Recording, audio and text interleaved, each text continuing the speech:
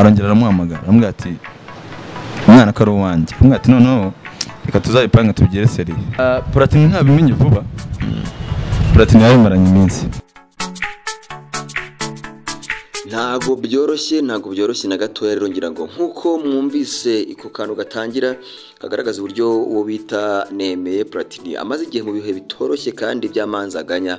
Ni nako mugenzi we Neri Ngabo nawe atorohewe n'ibihe ari kugirira muri Kina Music nkuko amakuru atugera havuga. Uyu rero Neri Ngabo numwe mu bantu bagiye muri Kina Music kera cyane, ariko ajyamo amaze gutsindwa ikizamini cyo kubyina.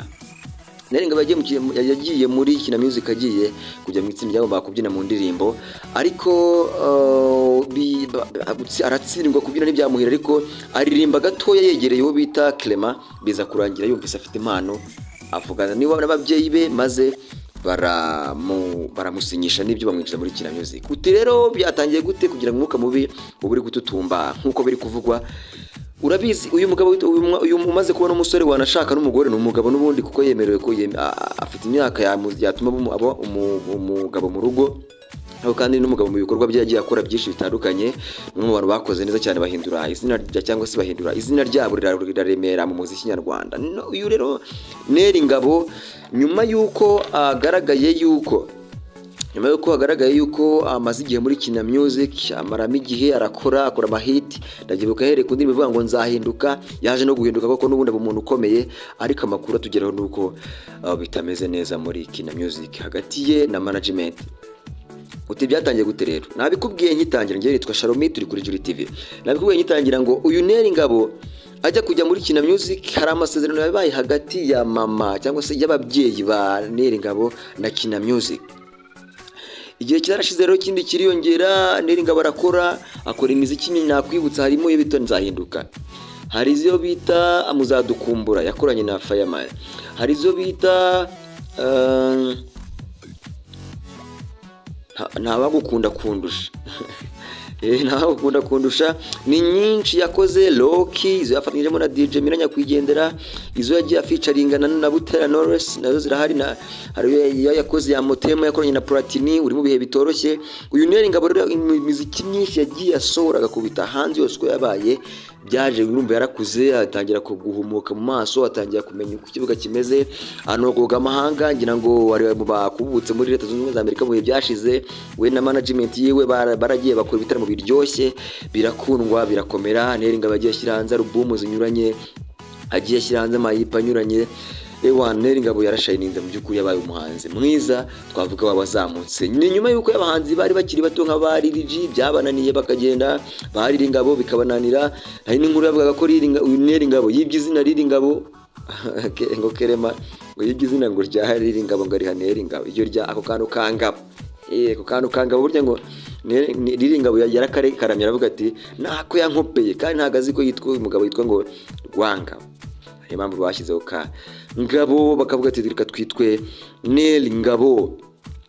Uti rero byatangiye gute? Mu gushaka rero kuva muri Kina Music, uyu Neri Ngabo arishakira kuva muri Kina Music agasohokamo akajya kwigenga nkuko Christopher yabigenje, nkuko King James yabigenje, nkuko nabandi bahanzi baciyemo bagiye babigenza. Ngira ngo ntabwo Tom Close ntakivugwamo cyane, Dream Boys ntikivugwamo cyane, uretse Platini n'ubungubu kiriyo w'inshuti magara nawe Clement bibutse ko yabaye pare wa Platini mu bukwe bwe. Rero ibintu nk'ibyo ngibyo byose, ugukura kwa Neri Ngabo kuba kiri atakiri umwana wuta umutsima ngatora ibuye, wanakwireberera mu bikorwa bya buri munsi amakuru atari ivumbi aturuka mu bantu ba hafi. Nuko uyu Neri Ngabo ashaka kuva muri Kina Music akaba umuhanzi wigenga ku giti cye, agakora ibimureba. Njye ubwanjye Sharomi niyandikiriye Neri Ngabo ndamubaza ngo se koko amakuru niyo urashaka kuva muri Kina Music cyangwa ntabwo ushaka, uracyafitemo imigabane cyangwa se uracyafitemo igihe? Ikintu cyabaye, Neri Ngabo yahise andya ntiyongera no kunsubiza, yasomye ubutumwa namwandikiye ntiyongera kunsubiza, kandi n'ubundi dusanzwe turi inshuti. uyu turavugana yego si cyane ngo tuvugane birenze, ariko iyo namubazaga buri kimwe cyose mu makuru amwerekeyeho mu ndirimbo na promotion bitandukanye, uyu muvandimwe yajyaga ansubiza. Ariko naramwandikira namubwira ngo ese koko amakuru ndi kumva niyo urashaka kuva muri Kina Music ukaba umuhanzi wigenga? Aranja sin bivuze ko 80% atahampaye igisubizo, ariko 20% indi 90% nawe wakwisubiza. Wakwisubiza wandikiye umuntu akabona utumwa mwamwandikiye akabusoma ntagire ntare yakite, ubundi akenshi aba ari yego. Niyo uri mu kazi ukandikira umukoresha wawe ukamubwira ko sinshaka gahushya ntagusubize, burya aba yabyemeye ukatabyemeye yakubwira ngo sinshaka kurenga aho ngaho. Uyu Neri Ngabo rero arashaka kuva muri Kina Music, ariko ababyeyi be barabyanze, baramubwira ati se wa mwana we ko wowe ubwawe ubizi neza ko wabaye uriwe kubera Kina Music, wagize izina ufite kubera Kina Music, uri umuhanzi ukundwa n'igitsina gore n'igitsina gabo, abakiri bato n'abashaka ngo baragukunda umaze kumenyekana, wakoze amahita anyuranye. Reba indirimbo wakoranye na Fireman muzadukumbura iragenda iba mu gahita, kuko ushaka kwitandukana n'abakureze bakugira uriwe.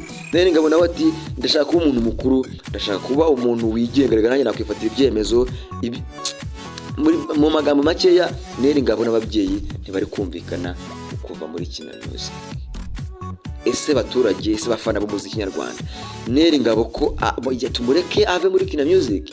Ese koko ni byiza kuba Neri Ngabo yasohoka muri Kina Music akajya kuba umuhanzi bwite nka ba Christopher bangije musi n'abandi baciyemo? Hari mu bahanzi bamwe baciye muri Kina Music bakakoramo indirimbo ndetse bagiye gusinya amasezerano bikanga. Uwo nguwo bamwita Gisa Cy'Inganzo. Gisa Cy'Inganzo yakoze indirimbo muri Kina Music ivuga ngo igihe cyo mu rupfu nikigera za bayita isengesho, ariko kubera imyitwarire n'uburyo bitagiye bikunda neza, urabizi ko ari mu bantu bagiye bajyanwa mu bigo kugira ngo bamufashe kugaruka neza, uyu Gisa Cy'Inganzo ntibyakura, ntiyasinya, aviramo mu makuba, aviramo ku ikubitiro, ntiyakomeza. Ariko se nitureka uyu muvandimwe wacu Neri Ngabo naramutse avuye muri Kina Music, nta gihombo yagira, nta krize yagira mu muziki we akasanzwe akora, ese nakomeza akagumamo hari ibintu atazabona kubera akazakomeza kuba under management, ntabindwanyi ngo yirwanye giti cye yenda yagura amarembo nk'uko n'abandi bahanzi bigenga runaka babikora. Ese ahinduye management ntakomezanye na Clement cyangwa se na Kina Music, byagenda gute? Nibyo kwitega. Ariko ababyeyi bamubwiye ngo gumamo, urajya hehe? Hari indirimbo y'abarokore ivuga ngo gumamo hanze ni habi urajya he? Garukira aho ngaho. Uyu rero umuhanzi wacu Neri Ngabo, reka twizere ko azafata icyemezo kizima adahubutse, niba ashaka no kuvamo akaba atakucuza nyuma yuko avuyemo, kandi yaba ari bunavemo akaba azingwagiye mu maboko mazima, agira ikintu yisumburaho, agira ikintu amufasha mu muziki wewe. Twebwe rero twitwa Juri TV, ngiye ku giti cyanjye nitwa Sharomi, ndimwe mu bantu bakugezaho amakuru anyuranye atandukanye. Iyi ni breaking news, ntandi wari wabyumva, niko bibaye. Rero nizere ko mukomeje kudukunda kandi mukadushyigikira mu byo dukora byose bya buri munsi. Ibihe byiza, ndabakunda, bye ciao.